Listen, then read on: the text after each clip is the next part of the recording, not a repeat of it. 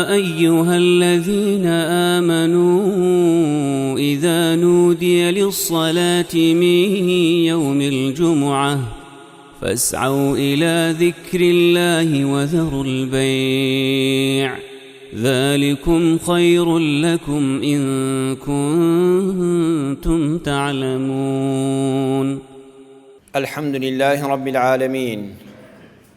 والصلاة والسلام على سيدنا وحبيبنا محمد وعلى آله وأصحابه أجمعين. إيمان داران خواناساني زور بريس میوانانی ماڵی خوای پەروەردگار، هەمومان لەو تارەکانی ڕابردوودا لە خزمەت فەرموودەیەکی پێغەمبەردا بووین صلی الله عليه وسلم. سەروەرمان کە ئامۆژگاری مێر منداڵێکی 10 ساڵانی کرد بە ناوی عەبدوڵڵای کوڕی عەباس کە ئامۆزای بوو. ئەو فەرموودە بە نرخە کەلیماتین وەکو خۆشەویست فەرمووی بە وشەکە من، بەڵام هەموو مەنهەجی ژیانە. هەر یەکێک لە ئێمە پێویستەوە فەرموودەی لەبەر بێ نەسیحەتی ماڵ و منداڵی خۆی پێ بکە. گەیشتینە ئەو بڕگەیی کە پێغەمبەری خوا صلی الله عليه وسلم فەرمووی ڕۆڵەی شیرینم بزانە ئەن الفەرەج مع الکەرب، دەرووی دوای تەنگانە هەیە، ئەم ژیانە هەمووی گوڵ و گوڵزار نابێ بۆت. کوڕی شیرینم ڕۆژێ گەورە دەبی، ژیان هەمووی ساغی نییە، ژیان هەمووی دەوڵەمەندی نییە، هەموو ڕۆژێ دۆست و یاران و خۆشەویستانت لە مەدیسا لەگەڵتانین. زۆر هەوراز و نشێو لە ژیانە هەیە. لە کاتی شادمانیدا قاقای بەرز لێ مەدە، وا مەزانە ئەوە هەر بەردەوام دەبێ. ئەگەر ڕۆژێکیش تووشی شکست بووی، بزانە دەرووی دوای تەنگانە هەیە و یەقینت هەبێ ئەن الفەرەج مع الکەرب. هەر وەختێ تەنگانەیەک ڕووی تێکردی لەگەڵ یا دەرو لێکرانەوە و فەرەحێکیشی لەگەڵایە، قەت نائومێد مەبە لە ژیاندا. درێژە بۆ بابەتە دەدەین و دەچینە سەر وتارەکەمان بە ئیزنی خوای پەروەردگار. زانایان دەفەرمون سەرکەوتن سەربەرزی لە ژیاندا بە 3 شتەوەیە. ئەم 3 خاڵە بکە. یەکەمیان نوێشکردن و سوژدەبردن بۆ خوای تاک و تەنها و بێشەریک. هەوڵ بدە هەموو دەستپێکی ڕۆژێکت بە نوێژی بەیانیان دەست پێ بکە. کاتێک کە فەجری سادق دەدا و بەری بەیان دەبێتەوە، تۆ هەوڵ بدە لەسەر بەرماڵ بی، با ڕۆژەکەت بە نوێشکردن بۆ خوا دەست پێ بکە. با کاتێک کە خۆر هەڵدێ بە زیکری خوا و تسبیحات و خوێندنی سوڕەتە پیرۆزەکانەوە بۆ حیفزی خۆت و ماڵ و منداڵت ڕۆژەکە بکەیتەوە. کە دەرگای ماڵت کردەوە ڕۆیشتی بۆ سەر کارەکەت، جا فەرمانبەری کاسبکاری هەر کارێکت هەیە لە 6 ساغ بێ،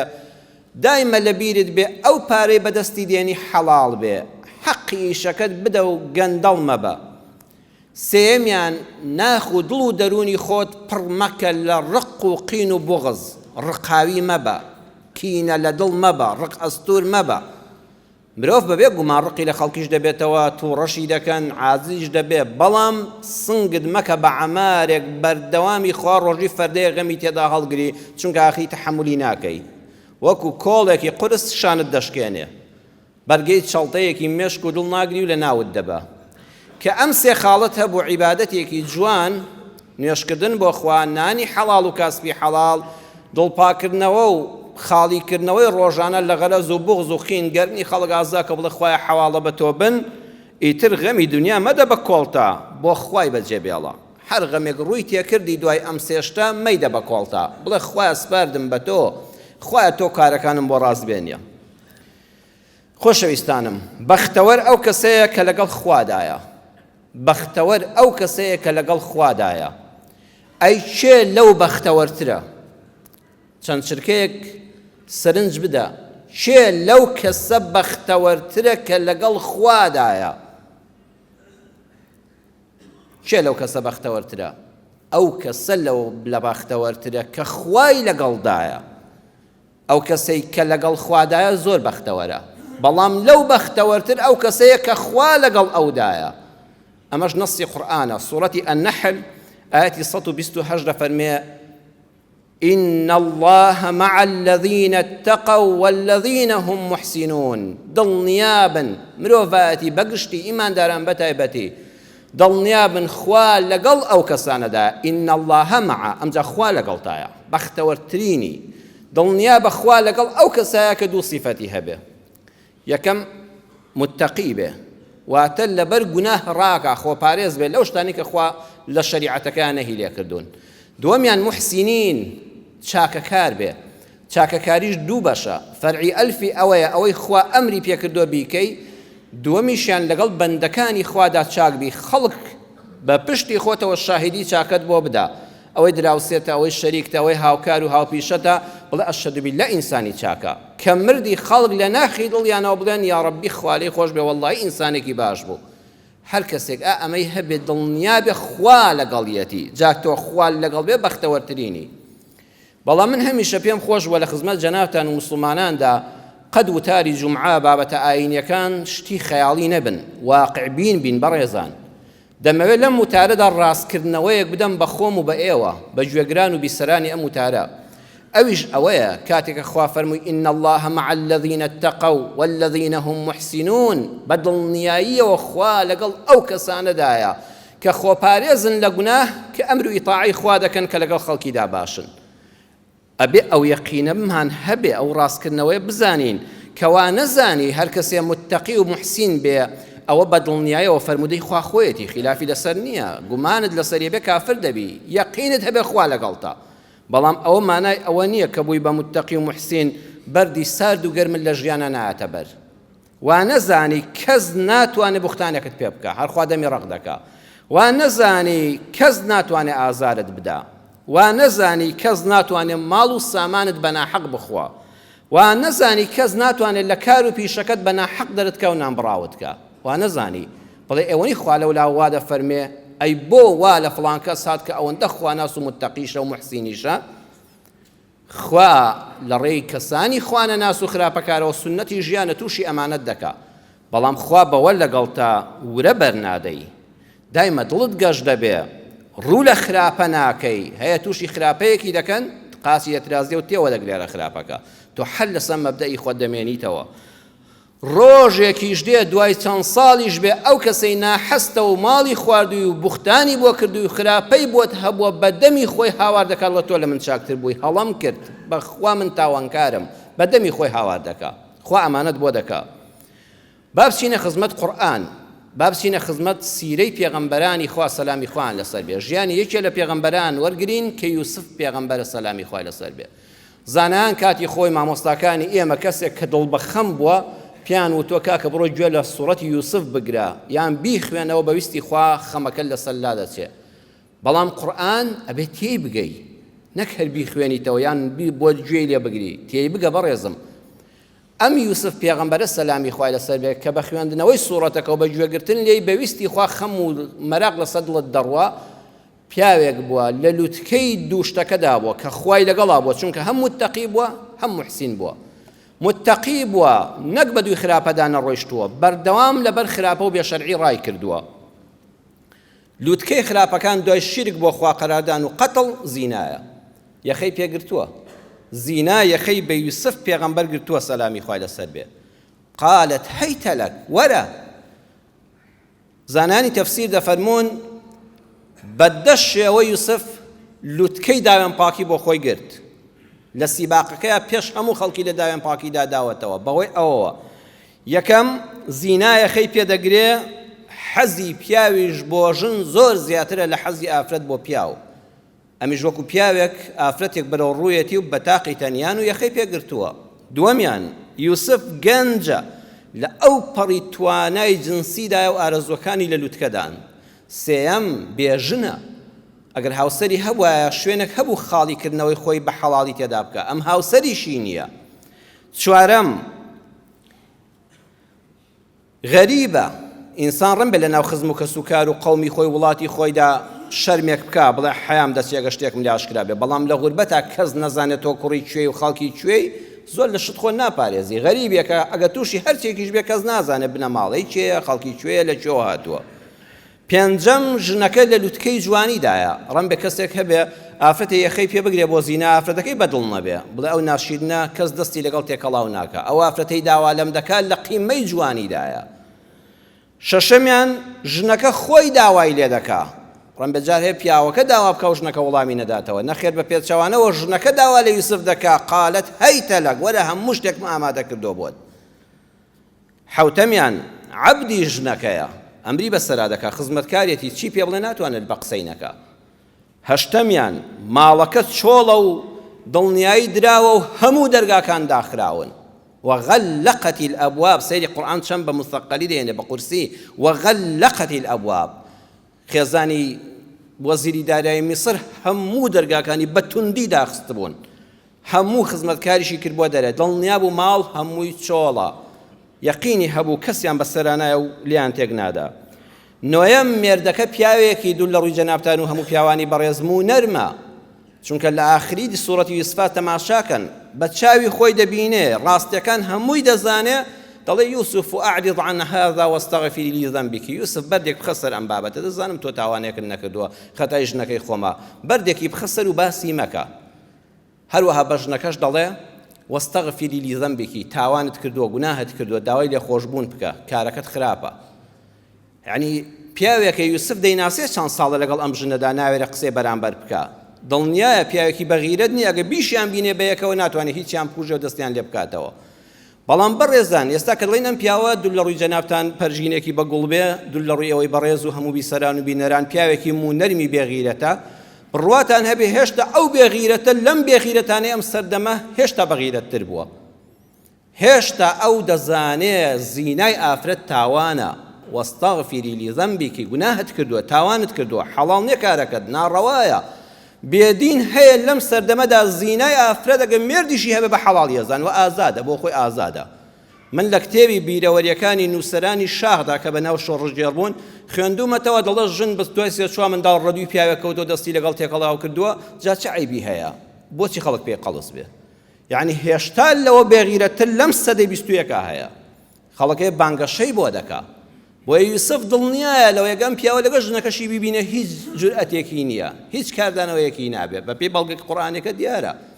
دەیەمیان زولەیخا پشتیوانی هەیە ئەگە ئەم دەنگ و باسە بڵاو بێتەوە ژنانی کۆشکیش هەمووی لەگەڵ ئەوانیشی ڕازی کردووە لۆمە مەکەن من چ جوانێک لە ماڵمایە ئەگە پەلاماریشی بلەم عیبە نییە پیان دەسەلمێنێ دەستی خۆیان دەبڕن لە تاوانە قورئانەکە هەمووی باس کردووە بەڵام ئەم یوسفە ڕادەکا لەبەر زینە کەواتە ئەو پەڕی متەقیە صفة قرآنك تدا إن الله مع الذين اتقوا دوميان محسنة كاتل لسجنايا لأو برينا راحتي دايا هاوركاني شاهدي بودن إنا نراك من المحسنين لقرآن بيخنوا يوسف براستي تو زور كسيكي باشي كاتك دبتا باشاش جايوا لسجن ولا غريبي دا لكزولي دا إنساني شاكا بلام ياخوا دستي نقاتا كليرا ونانو إمزاو موريك لبختيك دسي يوسف وانبو لأو بريد صلاتي شا براکانی دەچنە بەردەمی بە ئەو پەڕی زەلیلی و برسێتی و نەبوونی ئەمیش لە ئەو پەڕی دەسەڵاتایە دایان ناسێتەوە ئەوان ئەو ناناسنەوە هێندان چاکە لەگەڵ دەکا چاوبەرەژێریان دەکا ئەڵێن ئینا نەڕاکە من المحسینین بەڕاستی پاشە تۆ زۆر ئینسانێکی چاکی کەواتە حەد و سیفەتەکەی تێدا بوو ئین الله مع الذین اتقوا والذین هم محسنون بەڵام ئەم یوسف پێغەمبەرە سەلامی خوای لەسەر بێ وەکو عەرزم کردن وا نەزانی کە خوال لەگەڵدا بێ قەت لە دنیا تووشی هیچ نابی وەڵڵی تووشی قورسترین تاقیکردنەوە بوو قورسترین تاقیکردنەوەش بۆی ئەوە بوو بەڕێزان کاتێک کە بەڵایەکی بۆ هات بەڵاکە ئەگە تووشی بووە دینی لەناو دەبرد ژیانی لەناو دەبرد کەسایەتی لەناو دەبرد ئەویش ئەوەیە ژنێکی ئارزوو پەرست یەخەی پێدەگرێ یوسف بیر دەکاتەوە دوای ئەوەی دەڵێ خوای پەنا دەگرم بە تۆ قالە مەعاذ الله دەرگاکان هەموو داخراون خوای گەورە نورێک دەخاتە مێشکیەوە ڕاکە یوسف لەبەری ئەو ئامێزی بۆ دەکاتەوە پەلامەری دا یوسف ڕادەکا وەستەبەقا البابە هەردووشیان ڕادەکەن بەرەو کوێ بەرەو دەرگا یوسف ڕاکە و زولەیخاش بە دوویدا ڕاکە خێزانی عەزیزی میسر بە دوویا ڕادەکەن ئەم ژیانە بەڕێزان قورئان پێمان دەڵێ ڕاکە وەڵڵاهی هەمووی ڕاکە دوو کەس ڕادەکەن لە ژیانە یەکیان لەبەر گوناه و خراپە و بێشەرعی ڕادەکا لەبەری ڕادەکا یەکیان بە دوایە وێڵە و ڕادەکا هەل لەم دنیای خۆشماندا لەم کوردستانەدا لەناو خۆتدا دەبینی دوو کەس ڕۆژانە دەبینی یەکێک هەیە حەرام بەرەو پیری دەڕوا و ئەم لەبەری ڕادەکا یەکیش عەوداڵە و ڕادەکا بە شوێنیە یوسف لەوەیە ئەو ئازا و پاڵەوانەیە ڕاکردن لە هەموو شوێنێکە عیبە بەس ئەو پەڕی پاڵەوان ئەوەیە لەبەر بێشەرعی ڕاکە ڕادەکا خوای گەورەش ئاسانی دەکا و دەرگاکانی بۆ دەکرێنەوە وقدت قەمیسەه من دبر لەو کاتەدا لە دەرگای کۆتایی دەستی دەگاتە پژملی قەدەت واتە ئەوەندە بە توندی ڕاکێشا کراسەکە شەق بوو ڕێک بۆ سەرە و بۆ خوارەوە دڕا ئەوەندە زولەیخا بە توندی کراسەکەی ڕاکێشا شەق بوو کراسەکەی لێرەدا یوسف پێغەمبەر دڵی تەنگ دەبێ ئای کەوتمە دەستیەوە خۆزگە دەستی پێم نەگەیشتایە بەڵام بەڕێزان جاری وا هەیە لە ئەو پەڕی دڵتەنگیدا ئەو ڕووداوە ڕزگاربوونی تۆی تێدایە گرتنی یەخەی دواوە و کراسەکەی کە دادڕی بۆ خوارەوە بەڵگەی مێژووی بوو کە یوسف پاکە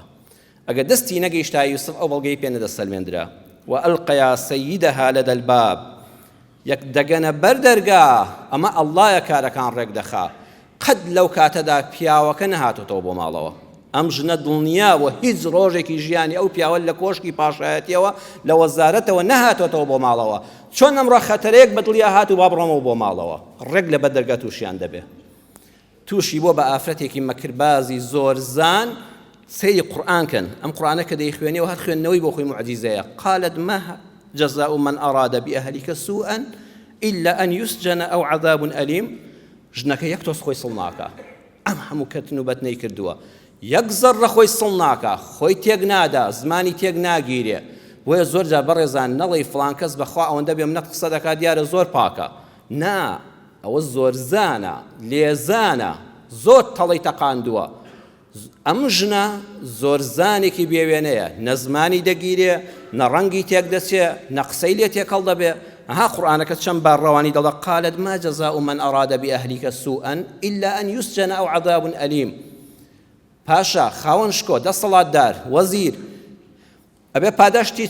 ئەمە چ بێ پاداشتی کەسێک چ بێ کە دەیەوێت لەگەڵ هاوسەرەکەتدا ناپاکی بکە بئەهلیکە غیرەی دەجوڵێنێ من حەلاڵی تۆم من هاوسەری تۆم بئەهلیکە من هەموو حەڵاڵێکی تۆم من شەرەفی تۆم ئەمە ویستی شەرەفم بشکێنێ ئەبێ ئەمە سزاکەی یان زیندانیکردنی هەتایی بێ یان گەورەترین ئەشکەنجە و ئازاری بدەین سبحان الله پیاوێک پێغەمبەری خوایە ئەو گەنجە پاکە تووشی ئەم بەڵا گەورانە بووە ژنەکە بۆ خۆی هەموو شتێکە بوختانەکەشی بۆ کردووە بوختانەکەی بۆ کردووە خۆشی هەر شاهیدی دەدا بوختانکەر بۆ خۆیەتی شاهید بۆ خۆیەتی حاکم بۆ خۆیەتی دەرکردنی قانونەکەش هەر بۆ خۆیەتی هەمووی هەر بۆ خۆیەتی دەیدوری دەشتی بڕێ و دەشتی دوورێ ئەڵێ ئەمە تاوانبارە ئەمە پەلاماری منی داوەستێتی خیانەت بە جەنابی خاوەن شکۆ بکە و بە عایلەی بکە هەروەها سزاکەشی بۆ دیاری دەکەم دەبێ یان سژنی موئەبەدیکەین یان ئەو پەڕی ئەشکەنجەی دەین بەڕێزان عەذاب ئەلیمی ئەو کاتە ئەزانن چی بووە یان کەسێک براوە بۆ سژن هەر لێی نەپرسراوەتەوە یان هاتوون عەذاب ئەلیم مەبەستی ئەوە بوو دەستێکیان لێرەوە بڕیەوە بە مشار دەستێکی لەکەینەوە قاچێکی لە ڕانیەوە ببڕینەوە چاوێکی بە زیندوی هەڵکۆڵینیان هەردوو چاوی دەرێنین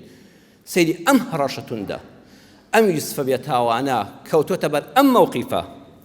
بەڵێ دەخرێتە سژنەوە دەکەوێتە بەردەستی ئافرەتێکی ئارەزوو باز ئالێرەدا دەرسێکی گەورە بۆ کوڕ و کچەکانم هەیە بۆ خوشکەزا و برازاکانی خۆم هەیە ئاگاتان لێبێ بە تایبەت چینی کچان کوڕانیش بە تایبەت وریا بە ناوی خۆشەویستیەوە نەخەڵەتێندرەی لە زۆر کتێبا دەخوێنمەوە هەتاوێت تەفسیریشە هەڵەی کردووە ئەڵێ زولەیخا ژنی عەزیزی میسر زۆر یوسفی خۆش دەویست بەڵام نەخێر خۆشی نەدەویست تەنها ئارەزووی جەستەیی بۆی هەبوو ئەزان ئارەزۆکەیان وەکو چی وابوو وەکو کەسێ برسی بێ کەسێ زۆری برسی بێ ئامادەیە بە هەر شێوەیەک بێ خواردنێک بەدەست بێنێ کە زانی خواردنەکە بۆ ئەو نابێ شەقێکی تێ هەڵدەدا و دەیڕێژەڵە با کەسیکە نەیخوا وایان نا کە زانی بۆ من نابێت دەدڕێژم ئەڵە پیسە یان تۆمەتێکی بڵە بۆیە نەمخوار بەخوا پیس بوو بێتان بوو وەکو ڕاوچیەک وابوو پڵنگێک و شێرێکی برسی کە پەلاماری نێچیرێک دەدا خۆ بە حساب کە لە ئامێزی دەگرێت خۆشی ناوێ هەموو لەشی تێک دەشکێنێ ئەو برسیەتی ئەم ژنە برسی جەستەی یوسف بوو نەک ناخۆ ڕۆحی بۆیە کاتێک کە دەزانێت بۆی نابە و کارەکە ئاشکرا بوو بە یەک ناگەن ئەها چۆن تێکی دەشکێنێ ئەڵێ بیخەنە زیندانەوە هەتایە یان دەستێکی ببڕنیان قاچی ببڕنیان هەردوو چاوی دەرێنن یان چاوێکی دەرێنن کوڕ و کچی واش هەیە بە ناوی خۆشەویستیەوە بە تایبەت کچان دەبنە قوربانی هەیە نەداماوە لە مەسافەدا خۆی دەکوژێ چەندمان بینی کوڕێک دەستی بڕیەوە بەس عەشقی جەستەیەتی جا کەزانی کچەکە خۆی تەسلیم ناکە یەکەم جا بە قسەی خۆش خەڵەتان دوێتی ڕسمەکانم بۆ بنێرە قسەکانم بۆ بنێرە هەمووی دەکا بە بەڵگە کوڕە کچان وریابن برانی بەڕێز خوشکانی بەڕێز کە گوێتان لە دەنگمانە ئەوە نەسیحەتی کچەکانتان بکەن ئەمەی بۆ بژێڕەوە بڵێ وریا بە تینووی جەستەن نەبێ دواتر کە خۆتت تەسلیم نەکرد بەڵگەی پێیە ئەها چۆن دەتشکێنێ وەکو ئەوە دەڵێ دەتخەمە زیندانەوە یان لە ناوت دەبەم ناچارە کچەکە خۆی دەکوژێ فەقیرە لەم کۆمەڵگای ئێمەدا کە بەرامبەر ئەوە شتەکانمان لێ تێکەڵاو دەبن یوسفی بێتاوان بە تاوانبار دەناسرێ یان جاری وایە کوڕێکی ژوایە کچێک عشقی جەستەیەتی عشقی ڕۆحی نییە کە زانی بۆ ئەو نابێ هەزار بوختانی بۆ دەکا ئەڵە من ئامادە نەبووم شووی پێ بکەم من نەمەویست ئەو زۆری ویست ئەو کەسانی یەکتریان خۆش دەوێ هاوسەرە حەڵاڵەکانن کە مەوەدەتەن وەڕەحمە هەتا بەیەکەوەن ئەو پەڕی خۆشەویستیان بۆ یەکەیە خوا نەخواستە ڕۆژێ لێکیش جیابوونەوە قەت ئامادە نین بوختانێک بە یەکتر بکەن حد دڵێ هاوسەرم بۆ کەسایەتی لەکەدار ناکەم تەبیعەتم لەگەڵی نەگونجا بەداخەوە نەمانتوانی بەیەکەوە بژین ئەوانە خۆشەویستی ڕاستەقینەن دوای جیابوونەوەش ئامادە نییە کەسایەتی بشکێنێ ئەم ژنا بەس عشقی جەستەی بوو کە دەستی نەکەوت خستی زیندانەوە بڕیار درا بخرێتە زیندانەوە فەلەبیثە فی السجن بضع سنین یوسف یەک قسەی کرد یەک دێڕێکی مەجال درا قال هي راودتني عن نفسي وتي بڕواتان هەبێ من بێتاوانم هي ئەو ژنە ڕاوەدەتنی ئەو پەلاماری منیدا ئەو ویستی من بخەڵەتێنێ ڕاوەدەتنی زۆر مانا دەگرێتەوە ئەو هاتە بن کڵێشەی منەوە من لەبەری ڕام کردو ئەو بە شوێنەوە بوو ئەمانەشی زۆر بەهێمنی وت بۆیە پاک و بێتاوانەکان زمانە ئارام و پڕمەتمانەکەیان بێنیازیان دەکات لە سوێند خواردن ئینسانی پاک سوێند ناخوا بۆی بێبەری بێ لە تاوانەکە یوسف نە سوێندی خوارد نە دەنگی هەڵبڕی و هاوار و قیژەی کرد نە هەوڵی قایلکردنی بەرامبەریدا بڵێ کوڕە وەرن سەیرکەن وەرە بەڵگە بێننەوە هیچی نەوت وتی دڵنیابن هی ڕاوەدەتنی عن نەفسی بڕواتان بە من بێتاوانم ئەو پەلاماری منیدا ئەو ویستی ئەو کارم لەگەڵ بکە هیچی تری نەوت وتیان بیبەن کە لە بچە بکەنە دەستێەوە بیخەنە زیندانەوە فەلەبیثە فی السجن بضع سنین سبحان الله خرایە سجنەوە چەندین ساڵ یوسف لە ئیشەکەی دەرکرا ئەوە لە ئیش دەرکرا بەڵام هەیە لە ئیش دەردەکرێت موچەیەکی خاننشینی بۆ دەخاننشینی دەکەن ئێستا لەم زەمانەدا ئەو نانیشی بڕدرا دووەم بەڵای بەسەرا نانبڕاویش کرا سێیەمیان لێن نەگەڕان بۆ خۆی کاسپێک بکە بڵێ کاکە لە کۆشک دەرم کە نانم ببڕم بۆ خۆم دەچم نانێک پەیدا دەکەم وتیان ببڕیتە زیندانیشەوە بە ناحەق چوارەمیان غەریبێکە نە باوک نە دایک نە برایەک نە هاوڕێیەک نە کەسێک نە مەحامێک دیفاعی لێ بکە دەچێتە زیندانێکی تاریکەوە هیچ کەسێک ناوی یوسفی لەبیر نامێنێ ناوی ڕەش کرایەوە ئەم هەموو بەڵایە ڕوو لە هەر کەسێکا خوا پەناماندا ئەڵێن بەخوا دیارە کارێکی زۆر بێشەرعی کردو بۆیە خوا ئەو بەڵا گەورەی بەسەرهێنا ئەم هەموو موسیبەتە چاو لێ بەڕێزان خۆ ئەمە خوای لەگەڵایە کەچی تووشی ئەمەش دەبێ فلبث في السجن بضع سنين بضع لزمان عربي عند السيب ونوع علماء تفسير دفرمون حوض صال حوض دان الصال كز لم يسفين برسي ولا زندان دا آلير دا لكوتاي وتارك دا دمي آماجي بكم بو حاكم بريزكان داد ولا بريزكاني هريمي كردستان همو جيهان ورن بقرنا وخزمة قرآن ها قرآن باسي أودك إنسانك حوض صال لزندان دا براي ونكراوتوا تاسا حاكمين ديوا هر کەس نازانێ بۆ گیراوە بەس ژنێک بوختانێکی بۆ کرد ژنێکی بوختانکار خۆی شاهید خۆی حاکم خۆی بڕیادەر فەقیر ئەمیش مەجالیان نەداوە هیچ قسەیەک بکە ئیلا ئەوەندەی وت وەڵڵاهی من بێتاوانم خستیانە زیندانەوە 7 ساڵە حاکم لێی نەپرسیوەتەوە ئەو قورئان باسی ئەو دادوەریە ناڕەوایەمان بۆ دەکا حاکم هەبووە یاسا هەبووە بەڵام زیندانی کراو هەیە 10 ساڵە کەس نازانێت لەسەر چی گیراوە کەس هەر لێ پەڕاوی لێکۆڵینەوەی بۆ ناکە وإلى الشريعة الإسلام ذا فرمي ينظر القاضي أول ما ينظر فيه كل يوم أمر المساجين لتفسير التحرير والتنوير تماشاكا تفسير كيزور بنرخاء التحرير والتنوير ابن عاشور نسيتي لمجلد دوان زدا للأبريد سطو حفتاونودا أما الشريعة الإسلام أمر روجي حقوق إنسان ما في مروفا خوزقها مو حاكمك بس جوي لم دي رب قرتها بسيبو ئەمە حقوقی ئینسانە دەفەرمێ حاکم بەیانی کە چووە مەحکەمە هەموو ڕۆژێک کە حاکم چوە سەر مێزی مەحکەمە یەکەم شت کە سەیری دەکا ئیش و کاری سجنکرا و بەندکراوەکانە ئەبە سیرکە لە دوێنەوە چێ گیراوە بۆچی گیراوە چەندی لە سجنەکەی بەڕێ کردووە بۆچی ئەو کارەی کردووە چ پاڵنەرێکە بۆ حاکم ئەو شۆبیری کردبێتەوە ڕاوێژ بە ڕاوێژکاران بکە چ هۆکارێک هەبوو ئەم گەنجەی تووشی ئەم تاوانە کرد شێ لە پشتی ئەم کارەوەیە هەمووی تاوتوێ بکە یەکەم ئیشی حاکم بەیانیان کە چۆن مەحکەمە نابێت سەیری هیچ پەڕاوێکی ترکە ئەبێت سەیری سجنەکان کە نەوەک سجنێک بە ناحەق گیرابێ نەوەک سجنێک لێ کۆڵینەوەی لەگەڵ نەکرابێ ئێستا هەیە بەداخەوە 3-4 ساڵ فەقیرە لە زینداندا هەر کەس لێی نەپرسیوەتەوە هەر حاکمی نەبینیوە هەر مەحامی نەیەشتە قسە بکە نابێ ئەبێ یەکەم ئیشی حاکم ئەوە بێ مێژوو ئەو حاکمانە بە فەخرەوە ناودێنێ کاتێک کە کەسێک حکمەکەی خۆی تەواو دەکات ناهێڵێ بە ناحەق لە زینداندا بێ زانای پایەبەرزی ئیسلام دکتۆر مستەفا زەڵمی خوا لێ خۆش بێ لە کاروانی ژیان نامەکەی خۆیدا لە لاپەڕی 254دا باسی یەکێ لەو حاکمانەمان بۆ دەکات ئەڵێ هادی چاوشلی هەبوو مدیر ناحیەی خوڕماڵ بوو مدیر ناحیە و کاتەوە ئێستاش لە شوێنەکە حاکم نییە چونکە قانونیە دەوری قانون حاکمیش دەبینێ کابرایەک ڕادەگرێت تەوقیفی دەکات بۆ ماوەی 48 کاتژمێر ئەو حاکمە زۆر دادپەروەر بووە ئەم قورئانەی جێبەجێ کردووە ئەو شەرعەی جێبەجێ کردووە بەیانیان کە چۆتە مەحکەمە سەیری کردووە چێت چەندی لە حکومەکەی ماوە بۆ ئیستەمی لێ نەکرێ چێ لەسەر چی گیراوە یەکەم ئیشی سجنەکان بووە کە حاکم سەیری پەڕاوەکان کە سەیری دەکات کابرایەک گیراوە لەسەر تۆمەتێک تەوقیف کراوە بۆ 48 کاتژمێر 48 سەعات ئەو پیاوە سەعات 3 نیوە شەو لە زستانە سەعات 3 شەو هێستا 2 سەعات و نیوێک کیماوە بۆ بانگی بەیانی کاتەکەی تەواو دەبێت